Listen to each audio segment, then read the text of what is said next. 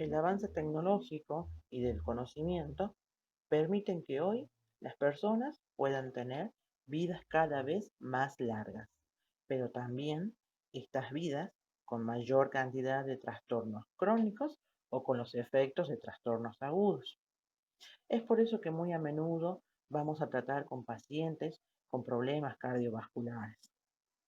Hoy en día existen unidades de terapia intensiva generales y también, a causa de esta mayor cantidad de trastornos cardiovasculares, unidades especializadas en cuidados coronarios.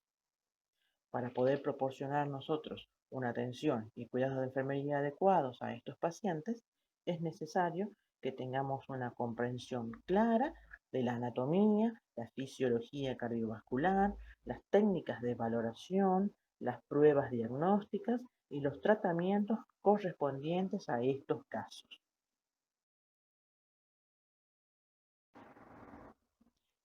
En primer lugar, es necesario que definamos el concepto cardiopatía isquémica como una enfermedad que está provocada por el deterioro y la obstrucción de las arterias del corazón. Esto se debe a que la acumulación de placas de colesterol, lípidos y células inflamatorias en las paredes de las arterias provocan que el corazón no pueda recibir suficiente aporte de sangre. La cardiopatía isquémica representa hoy en el mundo una de las causas de muerte e invalidez más importantes. Su presentación clínica es muy variada y es así como podemos estar frente a un caso de infarto de miocardio, angina de pecho, insuficiencia cardíaca o un caso de muerte súbita. Veamos entonces en profundidad la presentación como infarto agudo de miocardio. Y en este caso, el IAM, y presten atención aquí, aparece de forma brusca y como consecuencia de la obstrucción completa de alguna de las arterias del corazón. Esto debido a la formación de un coágulo, que provoca que las células cardíacas de la zona afectada mueran como consecuencia de la falta de riego sanguíneo, provocando un daño irreversible en el tejido cardíaco.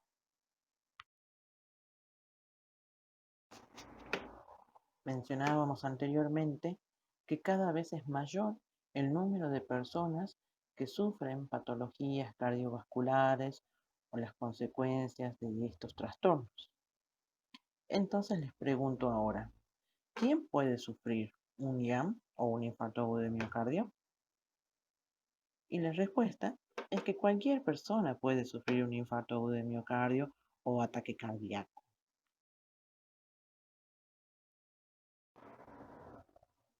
Y esto se debe a que los principales factores de riesgo, como son el consumo de tabaco, la hipertensión arterial, el sobrepeso y la obesidad, los niveles elevados de colesterol y el sedentarismo, son factores de riesgo que están presentes en la mayor parte de la población.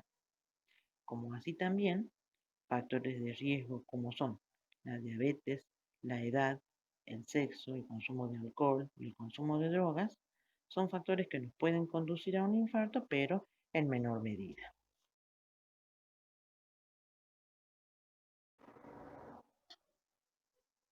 Haremos referencia ahora al síntoma característico del infarto agudo del miocardio y también al síntoma característico de las miocardiopatías isquémicas. Este síntoma es el dolor de pecho o angor. Cuando hablamos del dolor de pecho en el caso del infarto agudo de miocardio, nos estamos refiriendo a un dolor que es muy fuerte, opresivo. El paciente refiere que siente que le han puesto algo encima que lo presiona muy fuertemente. Puede aparecer este dolor también de forma brusca cuando el paciente está en reposo, el paciente está durmiendo y lo despierta el dolor. O también puede aparecer durante el ejercicio.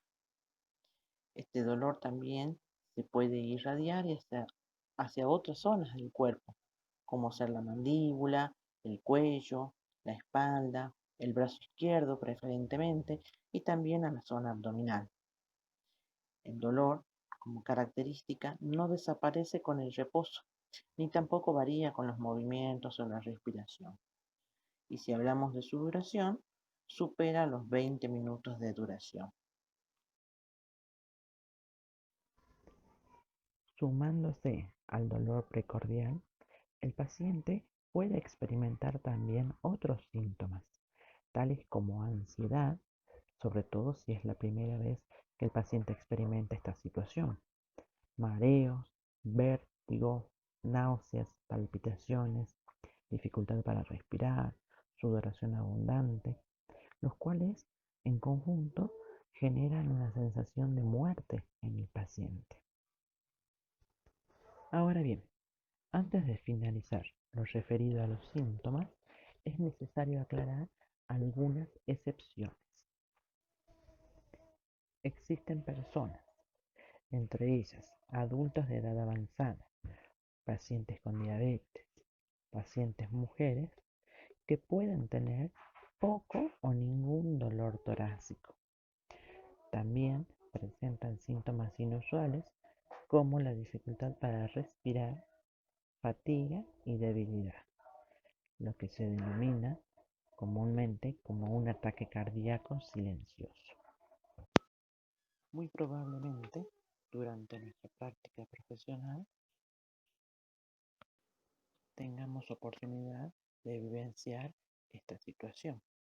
Es por eso que debemos estar muy atentos tanto a los síntomas del infarto agudo de miocardio como también así a los factores de riesgo.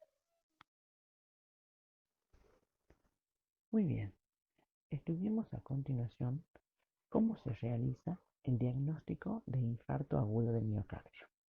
En primer lugar, el elemento más importante es el electrocardiograma. En él podemos observar cambios en el trazado que indican o no la presencia de un ataque cardíaco. El segundo elemento es el examen de sangre, que puede confirmar un ataque cardíaco cuando muestra el daño al tejido del corazón. Estos exámenes se pueden realizar en varias ocasiones a lo largo de la evolución del infarto. Y el último elemento será la angiografía y o el cateterismo cardíaco, los cuales se pueden realizar de forma inmediata apenas ingresa el paciente o también se pueden realizar más tarde cuando el paciente se encuentra estable. Volvamos entonces al electrocardiograma. El electrocardiograma habíamos dicho que era uno de los elementos más importantes para el diagnóstico del infarto de miocardio. Tal es así que prácticamente se realiza de rutina en las evaluaciones cardiovasculares, cuando el paciente ingresa, por ejemplo, por una guardia de emergencias o cuando se encuentra internado en la terapia intensiva, todos los días se realiza un electrocardiograma de control. Bien, ¿qué es lo que nosotros necesitamos entender en un electrocardiograma?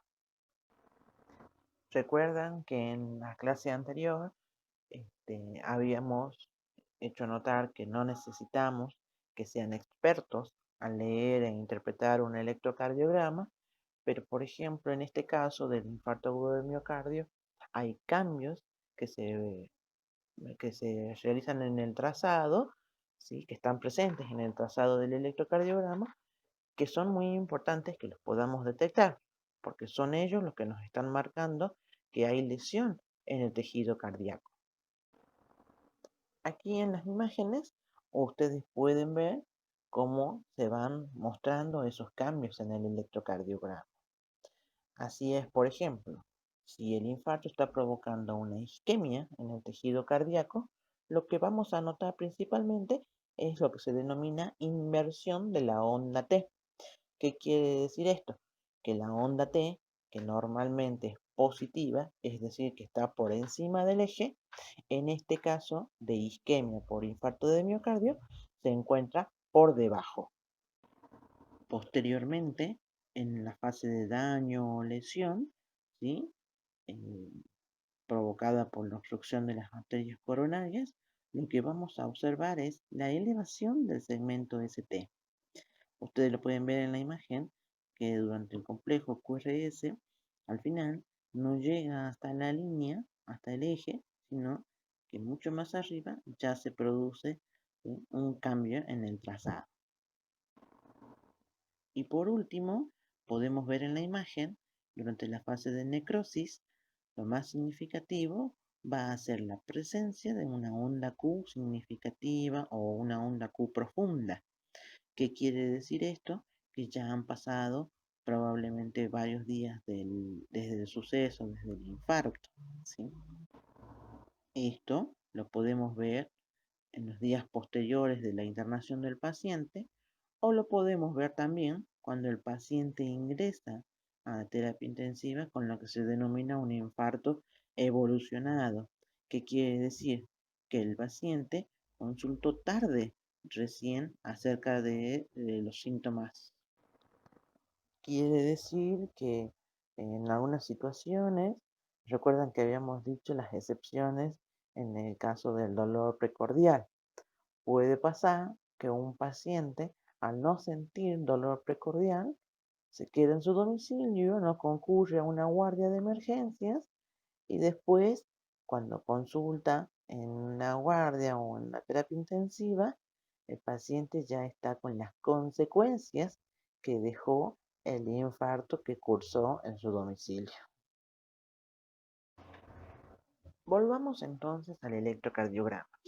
Habíamos dicho anteriormente que el electrocardiograma era uno de los elementos principales en el diagnóstico del infarto de miocardio.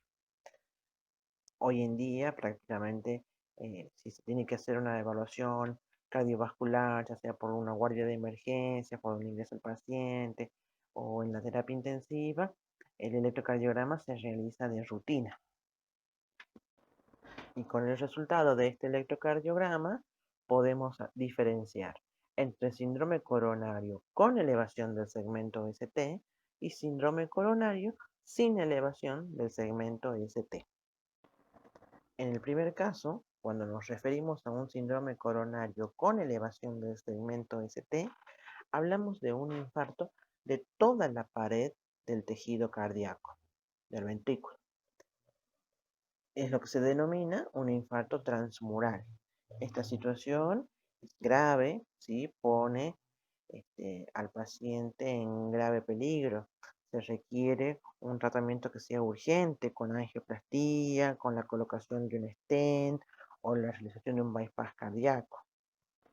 El paciente puede morir o quedar con graves secuelas de este infarto. En el segundo caso, en un síndrome coronario sin elevación del segmento ST, nos referimos a un infarto subendocárdico. ¿Qué quiere decir? Que la lesión no ha atravesado todo el ancho de la pared. Esta situación va a requerir también urgencia, pero un tratamiento principalmente con antiagregantes plaquetarios y o también anticoagulantes, ya que esta situación tiene muchas más probabilidades de ser reversible. En las imágenes que tenemos acá, pueden ustedes observar cómo en diferentes derivaciones se presenta. En un caso, la elevación del segmento ST y en el otro caso, no. O incluso podría haber lo que se denomina un infradesnivel en el caso del síndrome coronario sin elevación del ST. Con la realización de un examen de laboratorio, podremos confirmar la presencia o no de un infarto de miocardio, pues en él se van a revelar la elevación de las enzimas cardíacas, que muestran el daño al tejido cardíaco. Por ejemplo, estas enzimas son la CK, la CKMB, que van a ir sufriendo un incremento hasta llegar a un pico máximo en una determinada cantidad de horas y luego retornarán a la normalidad con el paso de los días. Y por último, tenemos la realización de la angiografía coronaria y o el cateterismo cardíaco. En el caso de la angiografía coronaria, se inyecta un colorante en las arterias coronarias que nos permite determinar cualquier estrechamiento o bloqueo que puede existir en las arterias coronarias. También medir el flujo de sangre y la presión dentro de las cavidades cardíacas. Aquí se toma una rápida sucesión de imágenes de rayo para visualizar el flujo sanguíneo. Y ustedes pueden ver en las imágenes, por ejemplo, en una angiografía realizada en una sala de rayos, se puede ir observando en la placa todo el recorrido de las arterias coronarias, el recorrido del colorante por las arterias coronarias y determinar dónde está la obstrucción o el estrechamiento. Y también en el caso de una angiografía realizada por TAC, podemos visualizar también este recorrido, pero con una imagen mucho más real, porque, bueno, como pueden ver en la imagen, es como una imagen 3D que nos permite ver todo con mayor definición. En el caso de la cinecoronariografía, este es un estudio que se realiza muy habitualmente, un estudio diagnóstico mínimamente invasivo en el cual se coloca un introductor en la arteria radial o femoral que llega hasta el origen de las arterias coronarias. Se inyecta un contraste en el interior de las arterias coronarias que nos permiten obtener imágenes a través de rayos X y determinar dónde está la obstrucción coronaria. En este caso de la cinecoronariografía es un estudio que es muy útil para el diagnóstico, pero también para el tratamiento en el caso del infarto agudo de miocardio. Analicemos ahora cómo es el tratamiento para el caso del infarto de miocardio. Por un lado, tenemos un tratamiento farmacológico, que según las necesidades individuales de cada paciente, se podrá tratar con diferentes medicamentos. Por ejemplo, oxígeno, beta bloqueantes, calcio antagonista, los IECA para disminuir la tensión arterial, medicamentos trombolíticos o antiagregantes plaquetarios, ¿sí? Nitratos o distálicos y estatinas.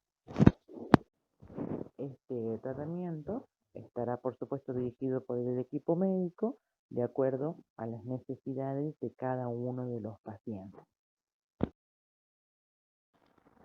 En el caso de un tratamiento quirúrgico, se puede realizar un bypass coronario o también se puede realizar una intervención coronaria percutánea. El bypass coronario, por supuesto, es una situación un poco más compleja, implica mayor riesgo para el paciente porque es una cirugía. Y la intervención coronaria percutánea, por su lado, es lo que hablábamos anteriormente, por ejemplo, el caso de la cinecoronariografía, que tiene el objetivo de abrir la luz de la arteria bloqueada. Bueno, muy bien. Hasta aquí cómo vamos. A continuación haremos referencia a otra de las formas de presentación de las cardiopatías isquémicas, y esta es la angina de pecho. La angina de pecho aparece de forma progresiva debido a la obstrucción parcial del riego sanguíneo y como fruto del deterioro de las arterias a lo largo de los años y la acumulación de factores de riesgo, que cuando el corazón aumenta sus demandas de oxígeno, la cantidad de sangre resulta insuficiente y se presenta aquí el dolor. Y aquí vamos a prestar atención, porque el dolor de la angina de pecho no es el mismo dolor que el del infarto de miocardio al que veníamos haciendo referencia. Y en la angina de pecho, el dolor se va presentando de forma progresiva. Es un dolor que cede con el reposo y que generalmente tiene una duración que no supera los 20 minutos. Vamos a hacer una diferenciación entre angina de pecho estable y angina de pecho inestable. En el caso de la angina de pecho estable, el dolor aparece durante el ejercicio y se puede ir extendiendo a otras zonas del cuerpo como la mandíbula, el hombro, la espalda, el brazo. Pero este dolor, como habíamos dicho anteriormente, desaparece en estado de reposo o con la administración de medicamentos. Ya en el caso de la angina de pecho inestable, el dolor puede aparecer cuando el paciente está en reposo. Es un dolor que tiene mayor duración, ¿sí? También se puede extender hacia los brazos, el cuello, la espalda, la mandíbula, pero este dolor ya no se alivia ni con el reposo ni con la medicación. Es más, tiende a ir en aumento, por lo que debe ser tratado de forma urgente, ya que puede provocar un infarto de miocardio o una muerte súbita.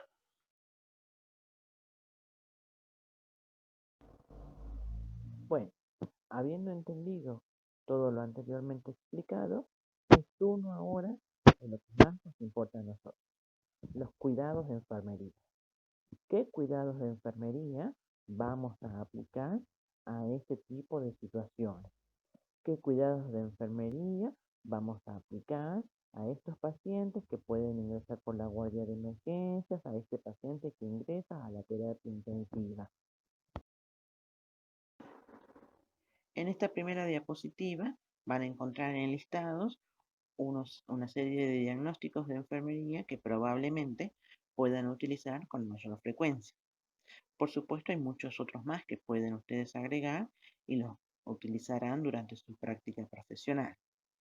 Es importante que ustedes puedan analizar muy bien estos diagnósticos para poder a partir de ahí determinar cuáles serán las actividades de enfermería correspondientes a cada uno de estos diagnósticos enfermeros.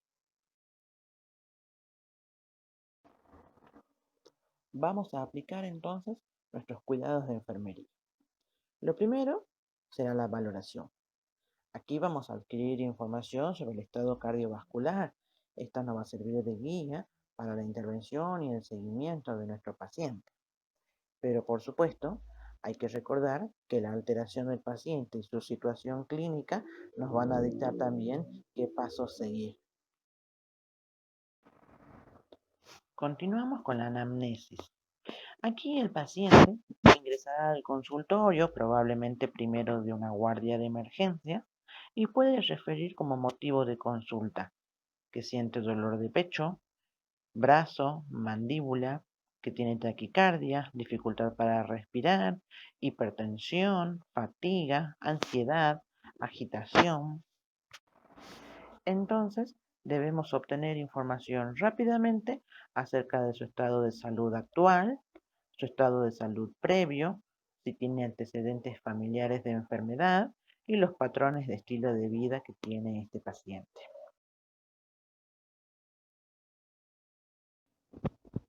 Respecto del dolor como motivo de consulta, vamos a indagar acerca del comienzo del dolor, cuándo comenzó, cuánto tiempo dura el dolor, con qué frecuencia se presentan estos eventos de dolor, cuándo, en qué lugar le duele al paciente precisamente. ¿Le duele el pecho, le duele el cuello, el brazo, la espalda? ¿Cuánto le duele? En una escala del 1 al 10, ¿cuánto es el dolor? ¿Qué factores desencadenan el dolor o qué factores lo alivian? El paciente está haciendo ejercicio y siente dolor, el paciente estaba en reposo o durmiendo y lo despierta el dolor. Si hace reposo, cede el dolor o no. ¿Y qué otros síntomas asociados al dolor están? Si el paciente siente ansiedad, si el paciente tiene taquicardia, palpitaciones, tiene hipertensión, por ejemplo, esos son algunos síntomas asociados al dolor. Es turno de realizar la exploración física. Vamos a evaluar las constantes vitales y vamos a evaluar el aspecto físico del paciente.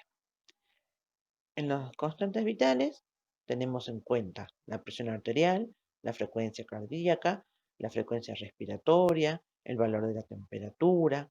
Y en el aspecto físico tendremos en cuenta el peso, la altura del paciente, el perímetro abdominal, cómo es el estado de la piel, el aspecto de las extremidades, porque todos estos datos nos van a permitir determinar cuál es el estado general del paciente y también determinar cuáles van a ser nuestras prioridades en la atención del mismo.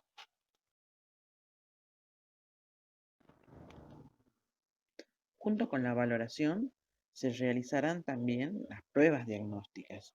Por ejemplo, el electrocardiograma, que habíamos dicho anteriormente que era parte de la rutina de la evaluación cardiológica. Aquí también vamos a aplicar cuidados de enfermería. Por ejemplo, ¿qué debemos de considerar? Que explicarle al paciente que es un estudio que se realiza rápidamente, que no produce dolor.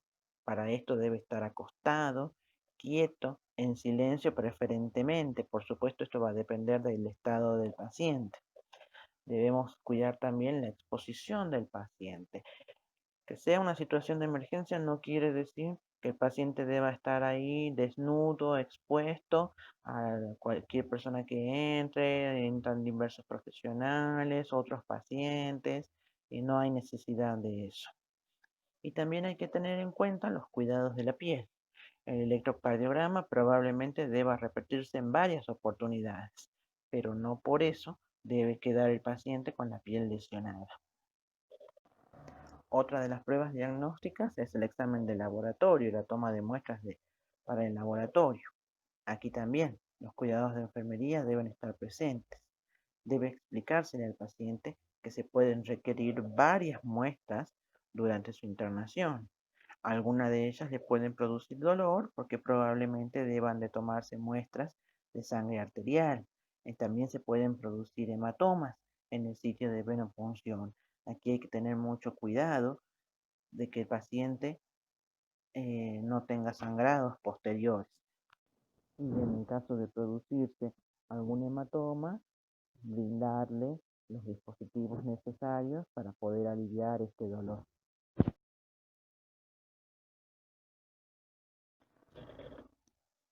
Por último, haciendo referencia al tratamiento, les pueden ver ustedes en la diapositiva que el tratamiento se basa en las 4A. La doble antiagregación plaquetaria con aspirina y con el antagonista de ADP o clopidogrel, que es el medicamento comúnmente utilizado. La anticoagulación, que puede ser con heparina o enoxaparina. Y la última, que corresponde a abrir arteria, ya sea con cinecoronariografía o la angioplastía. En referencia a las tres primeras A, que hay que recordar y tener en cuenta, cuáles son los cuidados de enfermería en farmacología. ¿Qué medicamentos estoy por aplicar? ¿Por qué? ¿Cuál es la indicación? ¿Qué efectos produce ese medicamento? ¿Cómo es la forma de preparación del medicamento? ¿Cuál es la dosis que se va a aplicar en estas situaciones? ¿Qué quiere decir una dosis de ataque? ¿Qué quiere decir una dosis de mantenimiento? Todo eso debemos ir revisando y analizando. Y la última A hace referencia a abrir arteria con cinecoronariografía o angioplastía. Y aquí tenemos que tener en cuenta cuáles son los cuidados de enfermería que corresponden antes y después de la realización de la intervención coronaria. Cómo vamos a preparar al paciente para la intervención y qué cuidados va a tener el paciente una vez que regrese, ya sea del quirófano o de la sala de hemodinamia. También incluso hay que tener en cuenta que no todas las instituciones tienen la sala de hemodinamia dentro de la misma institución, por lo que en algunas situaciones el paciente debe ser trasladado a otra institución. Entonces aquí también hay que tener en cuenta bien cómo vamos a cuidar al paciente para que no tenga ningún tipo de contratiempos o consecuencias en su tratamiento y recuperación.